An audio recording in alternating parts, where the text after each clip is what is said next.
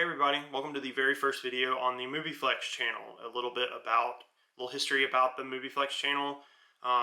Me, Matt, and my buddy Steven are originally podcasters. We created a podcast called Movie Flex Double Features, where each week me or Steven or a guest recommend double features to each other. They can either be thematically linked or filmmaker linked, title linked, any type of fun theming we try and do. Our last episode was a Claire Denis double feature. It was both sides of the blade and Stars at Noon, two Claire Denis movies that came out. Those are my picks. Yeah, make sure to check it out. I will definitely have the link in the description. We also do Twitch streams. We're starting to do Twitch streams, and then this channel obviously is going to be a little different.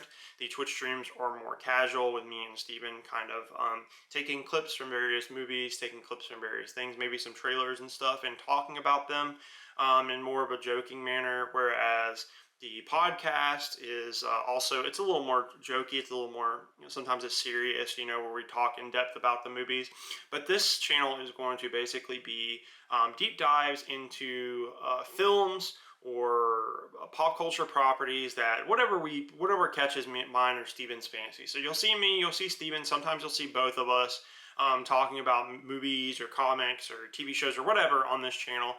But today we have a very special presentation for you. It's going to be almost like a double feature, but it's going to be a multimedia double feature. So essentially, we're pairing a comic book that I just got finished reading, and also a movie that is critically panned that I just wanted to talk about as well. So here's the double feature is going to be the Hellboy Omnibus Volume 3. So this video is going to be spoilers. It's going to be a deep dive into this very thick third volume of the Hellboy saga. Now, a disclaimer, I have not read Hellboy Omnibus Volume 4.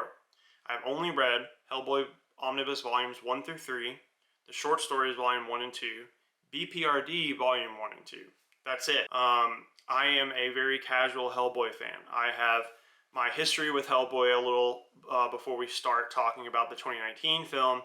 I have very casual history with Hellboy. I knew Hellboy was a comic book character. I'd heard him around, obviously, reading comic books growing up, but I had only seen the Guillermo del Toro movies with Ron Perlman as Hellboy. So even to this day, because that's the first introduction to Hellboy I ever got, when I read Hellboy or watch Hellboy, it's weird if it's not Ron Perlman's voice that's coming out of my head when I read this.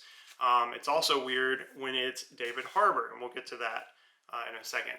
But that's a good segue into talking about the 2019 film. So the 2019 film, essentially a little bit of history of the 2019 film, is that originally it was going to be a continuation of the Guillermo del Toro stories. But Guillermo del Toro was not tapped to write or direct the 2019 film.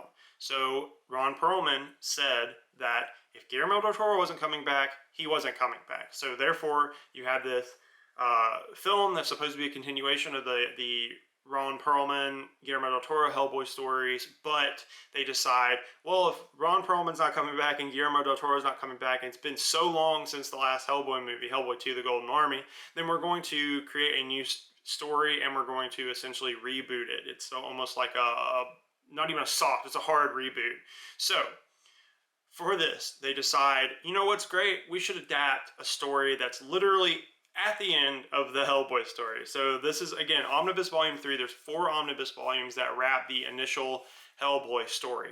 And the last volume is Hellboy in Hell. This one is Hellboy Omnibus Volume 3, The Wild Hunt. So they decide to adapt this story. But the problem is, if you're doing a reboot, then that story has to also include Hellboy's origin story. So within the film, they decide to include Hellboy's origin story, and then one of the final stories of Hellboy in the comic books. Of course, they have Hellboy still going on. There's different, like young Hellboy. There's different, like, fill in the gaps. From my understanding, though, that Omnibus Volume 4, and the reason I decided to start reading them is because Omnibus Volume 4 wraps it up pretty nicely. Again, I haven't read Omnibus Volume 4, so I don't know. All that being said, the David Harbour one was considered a commercial and critical failure. It had a budget of $50 million. It made worldwide 45 million, I do believe. So obviously, you know, if it's 50 million, if you know anything about budgets, you have to double that for the actual budget, because the actual budget is including marketing. So marketing is usually whatever the cost of the film is, they market it the same level, so you double it, and then you get the actual budget of the film.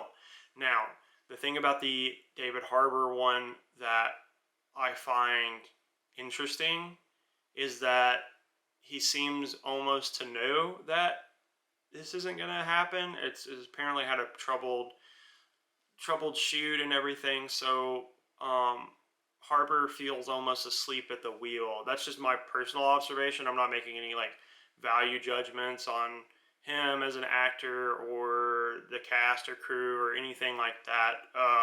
It just seems like he's very tired and does not want to be in that movie. His Hellboy's okay. It's not amazing. It's not Ron Perlman, obviously, right? So there's going to be this like kind of disconnect in your mind where it's not Ron Perlman doing the Hellboy voice and being Hellboy, right? Yeah, and also it's weird that they decide to adapt the final story for an origin story. So, all this being said, one of the problems with the Hellboy story, because again, I'd seen the 2019 version before I had read the Hellboy omnibuses, and the reason I wanted to talk about them and kind of do a little more of a deeper dive is because the Hellboy story, the 2019 story, has a big problem, and the same thing with the omnibus, and we'll start talking about the omnibus a little bit, but the problem is with the Hellboy story that it suffers from this thing that I absolutely hate in fiction, and it's just a personal thing. It's not necessarily saying that everything is bad, but one of the things that I hate in fiction is where I call it like the familiar story, and what they do is they like take like a pre-existing story and they kind of retool it and repackage it for the story that they're telling. So for those of you unfamiliar, if you're still watching with the 2019 film or the Omnibus Volume 3, essentially it's about the end of the world. There's a sorceress, Nimu, and she's come back and she decides to bring in the Age of Darkness, so create all these, you know, like little creatures and stuff. Not create, but like bring out of the darkness all these like mythical creatures and stuff to create the end of the world. Essentially, she's so mad that she wants to just destroy the world, or to destroy the world of man at least, to bring in the Age of Light creatures. And so obviously this is the end of the world. It's, you know, there's going to be pestilence, there's going to be war, there's going to be famine, like the writers, the writers of the Bible, and that's fine. That's perfectly fine. But one of the biggest problems in the story is that they decide to link it with an older Hellboy story, which is fine. That's fine. They decide to link it with this older Hellboy story of the reason Nimu is unleashed is because a fairy who is trying to become a person stole baby Alice. There's the girl named Alice, baby Alice, in the crib, and they decide, and Hellboy brands him with an iron to get him to like bring the baby back, essentially. So this is a kind of a revenge tale. All of this is fine. The biggest problem is it's in England and Ireland. It's set, you know, in the UK, and so they decide to tie in the King Arthur story. And I don't mind stories that tie in the King Arthur story. I like the King Arthur story. I've read, you know, Le Morte d'Arthur in college, and you know, part of it in high school, and I like those stories a lot. The biggest problem with that is when you decide to graft part of the story onto the story you're currently telling, right? So that's like the familiar story. It's you need a familiarity with this story, and it's like doing a lot. It's not even like familiarity with the story. It's like doing all of the heavy lifting. So Hellboy learns in Omnibus Volume 3 that his mother, so Hellboy's a half human. He's half human, half demon. His mother was a witch, and his father was a demon. And the mother is English, and she comes from King Arthur's descendants, right? So Therefore, in the story, Hellboy is a descendant of Arthur, and he is the rightful king of England. Okay, there's been multiple kings. Pretty sure, that bloodline would have been long gone, if not changed significantly. That's kind of, it's not cinema cindy. It's like, okay, so he's the rightful king. It's a magical world. It's, Hellboy, whatever. So he's the magical king. He's the mythical king of England, right? So therefore, he can pull Excalibur out of the stone and command the legion of true Englishmen. All the dead can rise. He can command this army to help destroy Nimue. And one of the biggest problems especially in the Omnibus Volume 3, is that he pulls the sword, gets the armies, and it's like, I don't want this, right? So the entire story of Hellboy is like, this isn't what I want. I don't want, which, again, that's fine. I don't want my demon heritage to rule who I am. I don't want to be the destructor of the world, the right hand of doom, right? Like, I don't want any of this pressure and this, I don't want to be evil. I'm not evil, right? And Alice says, this is the good part of Omnibus Volume 3. Alice says essentially like, well, have you ever, thought anything differently about yourself? Like all these people, right? Like Rasputin and Nimue and Hecate and all these people are telling you that you're evil. Have you ever thought maybe you're not? Because you're not. And he's like, yeah, I'm not evil. You're right. That's something that I guess didn't occur to him. He keeps not wanting to hear it. Like every time someone says, "Wow, you're the right hand of doom. You'll be the destruction." There's a little bit of a kind of a, not too much of a plot armor, I guess, but a little bit too much plot armor with regards to that, because they're like, I know he's knocked out, and like we definitely want to kill him, but also he's the harbinger of doom, and we can't. It's like, why can't you? It's like, we can't. Okay. And why are you fighting him? Like, don't just lay back, just sit back and be like, you know what? I'm gonna wait until the end of the world, and then I'm gonna party or whatever. So there's a little bit of a weird disconnect there with the Hellboy story overarching, but again, the biggest problem with the Hellboy story isn't necessarily the fact that he's reluctant. There's a lot of reluctant hero stories out there, and they're good. There's some of them are good, some of them are bad. It just depends on the story. But I think like you made it too much with the King Arthur stuff, because again, like it's kind of like this idea that the Hellboy story couldn't just like pull out King Arthur's sword because he's worthy. Like he should be. There should be like, oh, you can actually be the savior or the bad guy. Right? You could be the destructor, right? But the other side of the coin is you're the savior of humanity. But they never say that. They never go, well, what about because like your mom's, like, if he's evil from his dad's side, right? If he's a demon and evil from his dad's side, then why can't he be like good on his mom's side instead of being descendant of King Arthur? Which I guess is like, again, it's like thematic shorthand for he's righteous, which is weird, again, because like King Arthur kind of sucks, and none of those guys are cool. So it's like he should, like, Excalibur can just be a magic sword. Like Arthur is given Excalibur, right, because he is worthy. Essentially, it's kind of like Thor's hammer and the Marvel stuff. It's like you're worthy, so why couldn't Hellboy just be worthy and pull out Excalibur? Because he's.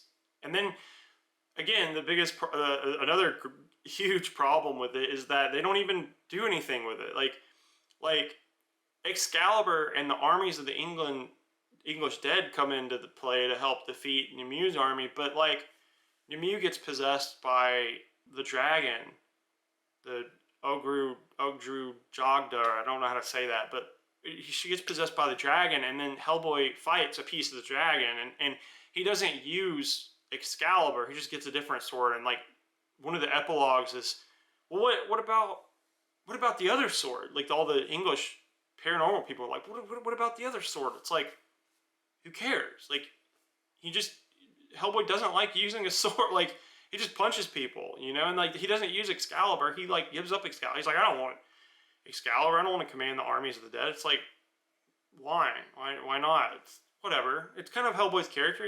He likes using a gun. He, you know, punches people with his big red hand. Like, that's completely fine. But also, like, you're introducing this element of King Arthur and Excalibur, and you're not doing anything with it. So why is it in there? You know, why is it in there? Like, it's kind of a weird thing. And also, I just wanted to say about the cover. This is definitely a spoiler for the end of the Wild Hunt. It's very interesting that they decided to do that on the cover. But yeah, it's this weird thing where it's this weird thing where it's the familiarity with the story. And it's funny because while thinking about this video and kind of like putting my thoughts together on it, I was thinking, like, trying to think of times where this happened. And I was thinking almost exclusively the time where I was reading all of the Witcher books. I haven't read all of them. I haven't read the final one, which is a prequel, right? I've read all of the main story ones, and then there's a final one, which is like a story that's set like before the final one. So the final chronological Witcher book is awful. I hated it, and I hate it because the original Witcher stories are short stories that are kind of like some of the Hellboy short stories, right? It's kind of like a fun little adventure. Those are the best. Those are the best ones. It's like not concerned with overarching plot. It's kind of like Hellboy did this canonically, The Witcher did this canonically, but they are not indicative of this whole overarching plot, which is fine, right? Like, it's great. It's like, okay, The Witcher goes and kills a basilisk or something. And so The Witcher goes and whatever. So the Witcher starts out short stories, kind of like Hellboy. It starts out short stories. And the guy who wrote it, I don't know, I can't pronounce his name, so here it is. So he decides, okay, well, I want to start writing longer stories. So he starts writing the books, right? The overarching books, but he wants to collect the short stories that he's already written in these fantasy magazines. So how do you do that? How do you collect a bunch of disparate short stories? You know, it's like you could just collect them, but he decides, okay, I'm actually going to do this very clever thing at the time, and he decides to write a frame story for it. So if you guys don't know what a frame story is essentially a story within a story. It's the most recent example of a frame story is that I can think of is George Miller's 3,000 Years of Longing. In it, a genie is talking to the main character Alethea, and the genie is telling her stories of wishes.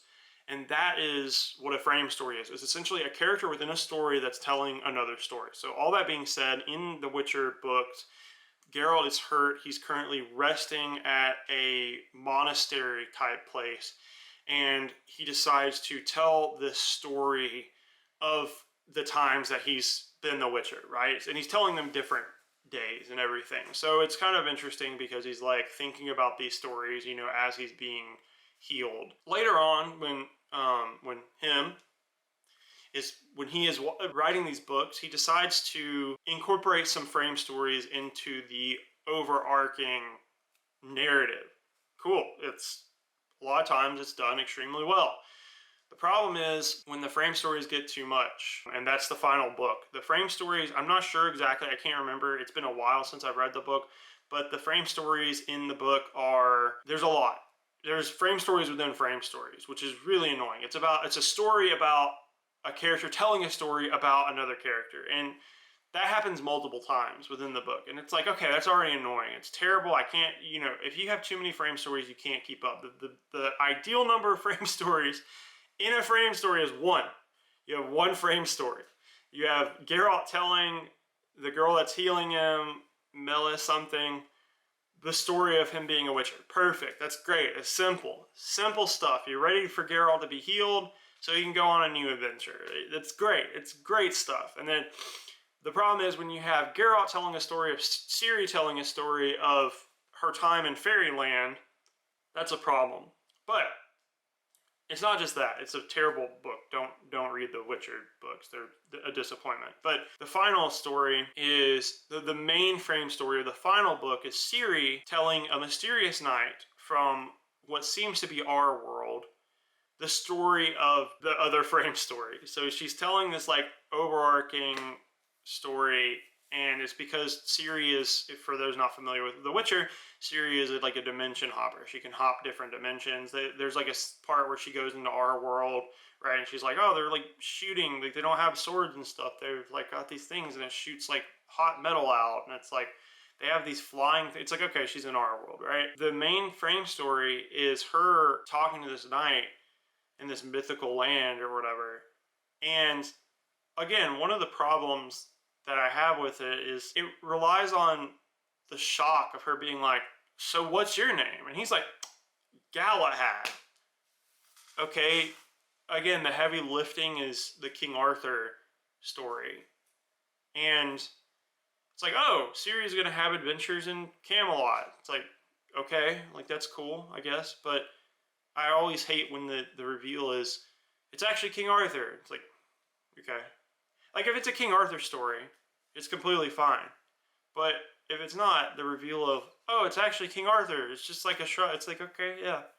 Yeah, it's King Arthur, I guess. And that's the thing with the Hellboy stories. And what's kind of funny tying these together is the Witcher comic book omnibus is actually, the cover is drawn by Mike Mignola. So while I was thinking about The Witcher and thinking about, you know, frame stories and King Arthur stories, it was interesting because Mike Mignola shows up and you see his, like, you know, his artwork, and I'm like, oh yeah, that's definitely him. He, like, The Witcher looks like Hellboy, like that. It looks just like the first omnibus volume cover. So yeah, there's this weird, again, like the familiar story where you see King Arthur and he's doing the heavy lifting, like you knowing the King Arthur story, or like being vaguely familiar with King Arthur is like the story. Yeah, it's just this weird thing that some people do when they write stories, and that's why I wasn't a big fan of Omnibus Volume 3. Like when they were just kind of like, you're King Arthur's great grandson or nephew or something, and he's like, tight. I'm like, okay, I guess, yeah. And that's the thing with the 2019 one too, because it adapts the story, but it adapts it even clumsier somehow. And yeah, it's like they include elements in the 2019 version that aren't the Omnibus Volume 3 story, which is like they include the Jaguar guy, Daimyo, from BPRD, which, like, Hellboy has nothing to do with BPRD after, like, the first omnibus, I think. It's like he kind of stops talking to them at all. It's kind of a weird thing too, as well. Because like I grew up with the Hellboy volume, or the Hellboy 1 and 2, the Guillermo del Toro ones, and it's like those are very clearly BPRD stories as well, right? I think Klaus, right, the ghost man, is in Hellboy 2, the Golden Army, you know, and so Liz and Abe are in Volume 1, and so the 2019 one ends with them, with Daimyo and Hellboy and Alice, who's a medium. She's not a medium she's kind of a medium, I guess. She talks to dead people in the third volume, but she's more or less like just a person that likes Hellboy, I guess. But yeah, so they go on an adventure to save Abe Sapien at the end, and it's like pretty bold to assume that you would, you know, this is the time when every movie was bold to assume that they were getting another sequel, you know, or a sequel at least. It's very interesting. All that being said, again, it's like David Harbour's asleep at the wheel, and it's like, fine. I mean, get some money, you know, like whatever. But I feel like he was more of like a seer than an actor in this, where he knew that it was going to be bad, and he was like, it's bad.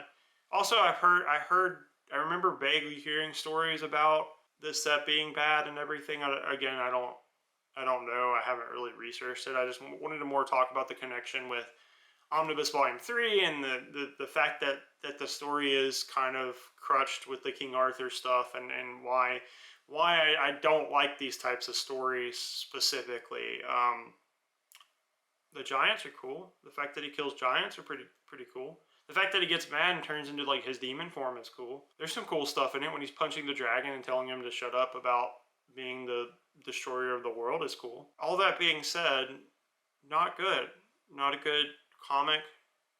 Hellboy is a good comic, but Omnibus Volume 3 was fine. There's also this really cringe, like, Marvel dialogue that was really funny, where he's talking to Alice, and she's like, well, that just happened. It's like, oh, okay. Like, it's such a weird thing that Mike Mignola did, because usually, you know, he's good at writing dialogue and reactions and stuff, but he decides, you know what, let's just go ahead and throw that out of the window, and I'm going to be bad, actually, at writing this reaction. So, well, that just happened, or, well, that's a thing, you know? Weird Marvel dialogue.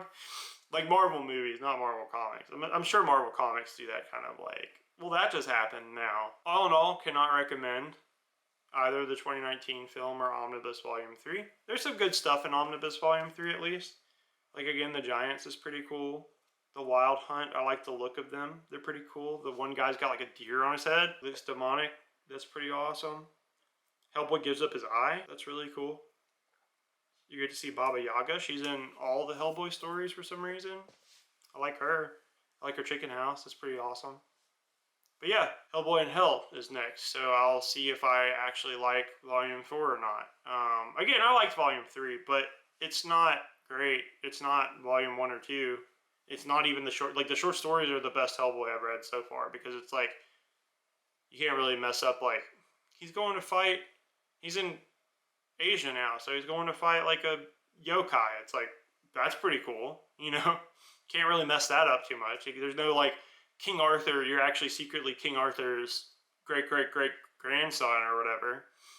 So yeah, all that being said, do not recommend either of these. Again, it falls into the problem of you need to be familiar with this story for, not even you need to be familiar with this story, but like the story is, well, actually, it's a continuation of this story. It's like, okay, I thought we were, you know, I thought Hellboy was supposed to be the end of the, like, why can't he just choose to be a hero? Like, I think that's a much more, like, infinitely more interesting story of him being like, I'm actually not evil. And they're like, dang, like, I didn't realize you weren't evil. Like, we thought you were evil the entire time, but it turns out, like, you followed your heart and you're actually not evil. It's like, that's more infinitely interesting than him being descendant from King Arthur. Like, let him pull out Excalibur, let him use Excalibur. That's cool, you know?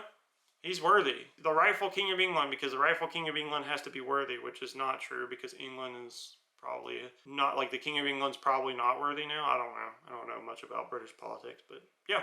Anyway, that's my video on Hellboy Omnibus Volume 3 in 2019. A little bit of The Witcher in there. I hope you guys liked it.